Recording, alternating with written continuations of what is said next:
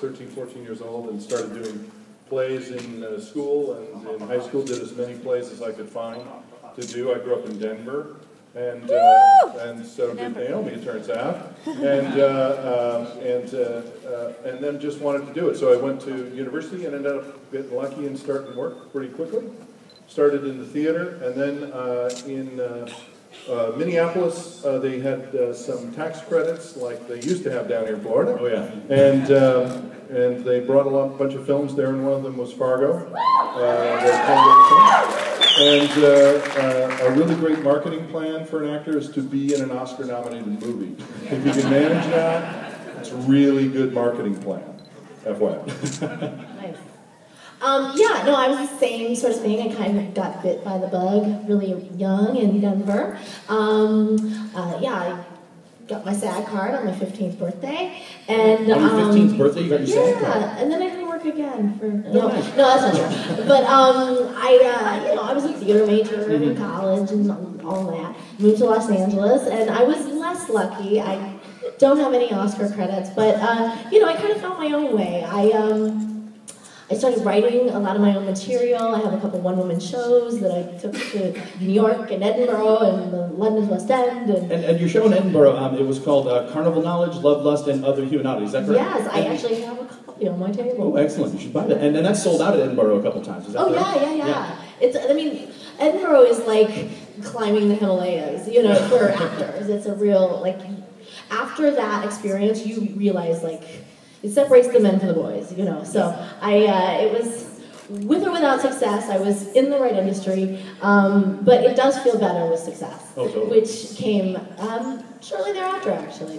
Excellent. So, yeah. Very cool. How about you, Matt? How did you get into this? Oh yeah, my parents are both actors. My mum still is an actress, 76. I always wanted to do it, but then when I auditioned for the school play, it was all a bit weird. And so I was put off, and then punk rock happened, and I was a drummer for 17 years in speed metal and thrash punk bands. And then I actually didn't think it was possible for a disabled person to be an actor. I mean, obviously physically possible, but not acceptance possible. Until I went and saw this play, which had a load of people with cerebral palsy, and there was cake, and it was all crazy, but the audience really loved it. And I realised that was actually what I wanted to do. And so auditioned for this disabled theatre company in Britain called Grey Eye, and it went really well, and about a year later I found myself with an equity card and an agent and getting jobs. But I was also interested in sideshow and cabaret. My wife is a very famous burlesque striptease artist, and that whole life mixed up with me. And so I found myself working in Coney Island at the sideshow because I'm really interested in the history of freak shows. And then started working at the Freakshow because I kind of enjoyed it. And then I ended up doing a show with my wife, a version of Beauty and the Beast, because that's what we really wanted to do, and I think it's important as an artist to follow your heart and what you believe in, and not just chase the buck. And then off the back of that, I got an audition for American Horror Story. So, so I found myself chasing the buck. But it was a very natural journey for me. I mean, it sounds it's weird and outsider, but for me, natural. So it just kind of fell into it with me. Really. Well, for myself, I'm not like my AHS family here. This is my actual first acting job ever. I got contacted through Facebook, and they said, "Hey, Rose, you want to be a part of this really great television show? It's called Freakshow." So I told them, "No, I'm not really interested, don't want to get involved in that." So kind of, sent them a polite message back saying no. Next day, I have LA Casting calling me and saying, "You know what, why don't you just listen to us?" Okay. So they start talking about, this whole great TV show, it's on this big, huge network, and I'm like, yeah, I've heard it before. And next thing, they're like, "Well, let us tell you who you might be working with." So I'm like, okay. And they started mentioning Jessica Lange, and Kathy Bates, and Sarah Paulson, and it went on for a while, and I thought, okay, so you want me to be on the show? And they're like, okay. And then I thought, and they want to be freaks? I mean, they're literally going to wear this, appliances and, you know, special effects and, okay, well, when do we leave? And they said, well, you know what, do us a favor. How about you just, they sent me Naomi's script, which she did in Asylum when she was talking to Dr. Arden. So I went ahead and I did my little spiel, and my son, you know, coached me along because acting, I have zero. You know. So he's like, no, Mom, do it this way. Okay. And so we sent it, and, you know, Ryan Murphy just loved it. It was perfect. So I have to tell you about my very, very first scene. Okay. So remember, zero acting, right? So we show up on set, we're in the trailer, I'm like, oh yeah, first scene, cool. And then my son's like, have you read this contract yet? Okay, hands it to me, and all of a sudden it's talking about, you know, it's gonna be like, you know, nudity. Oh no. So I'm like, you know, okay, all right, fine, you know, I'm gonna sign it. Right? I'm here, I'm not going to pack up, I'm not going to go, I can do anything. And so now we go in, it's a closed set. So I have not met anybody yet. I had no idea who anybody was. And, you know, we've got, you know, Pepper is over in the corner, and luckily I realized it was a bodysuit and it wasn't actually you being naked there. And, you know, turn around and there's just, you know, wow. Okay. Well, I had people fooled. I got in trouble that day because I was wandering around with my, you know, prosthetic chest and diaper, and they were like, "Get her a robe." I was like, "I'm wearing more clothes than I normally do." So it was really funny after a bit because, you know, I'm kind of just in the scene, just standing there, you know, everybody's running around. I'm like, oh wow, what? This is Hollywood. This is like unreal. Okay, I wonder what I have to do. So, not knowing Hollywood, right, I walk out, and there's Ryan Murphy, okay? He's at the teleprompter, and he has, you know, his headphones on, and tap, tap, tap, tap, looks down. Mr. Murphy? Yes. What do I do? And he's like, well, it's an orgy. And so, That's your first scene ever in acting. ever in acting.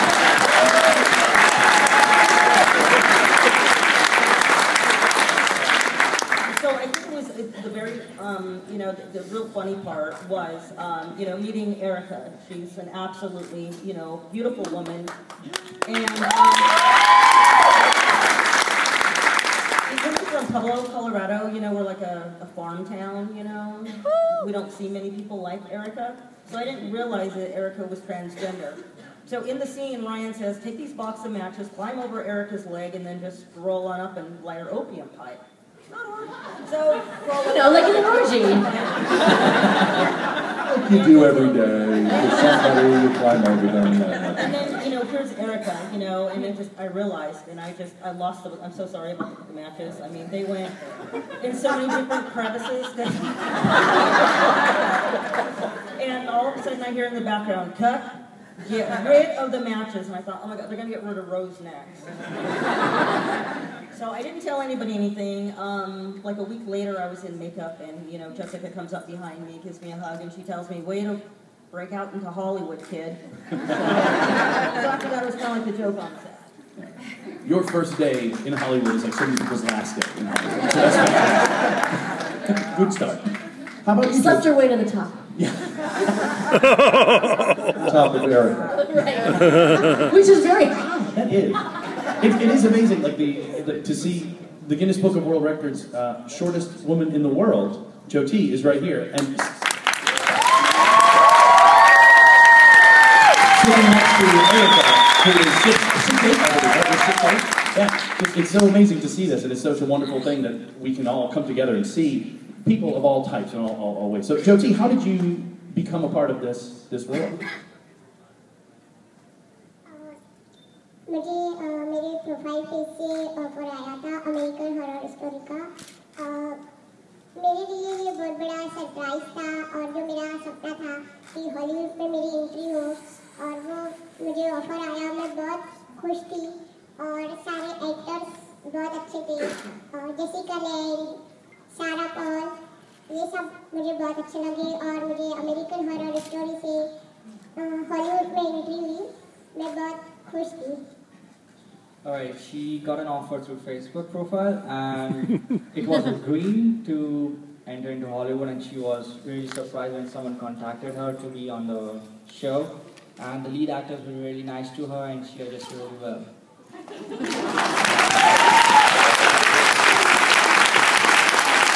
Facebook. I like Facebook is becoming the new, headshot resume. It's great. Erica, how about you? How did you get involved in the entertainment industry? Well, guys, I started off at 19. I think I took my first acting class. I went to high school where Tom Hanks went to school and spoke at our graduation, and afterwards I kind of wanted to follow his footsteps and take a look-see. I played around with it for about 10 years, did a lot of theater up in Northern California. I moved down to Southern California following my dream, and I got a lot of extra work as a monster and space alien, a lot of Star Trek and independent B films. I gave up on it for a little while and went to law school and studied law. Later on, I created Amazon Eve as a way to survive because the market fell out in my little world of being a paralegal, and I was a wrestler and a bikini model. Strange way of getting through the back door. I traveled around quite a bit, wrestling men and doing kind of a newer version of Freakshow, and we do things like Amazon Fest. We go to Europe and we do a lot of photo shoots where I'm picking up men and tossing them around or throwing them around. I've been a strong person most of my life. And then I really started breaking out when they started putting me on the cover of magazines, and then I won the Guinness Book Award, and that's where I met Jodie in Milan, Italy in 2011 in March. And I saw her backstage, and Jodie has given me a little bit of coaching because I was always shy about my height and how to make it fit into this world. And in her own little way, she said, "Here's your power." It's translated.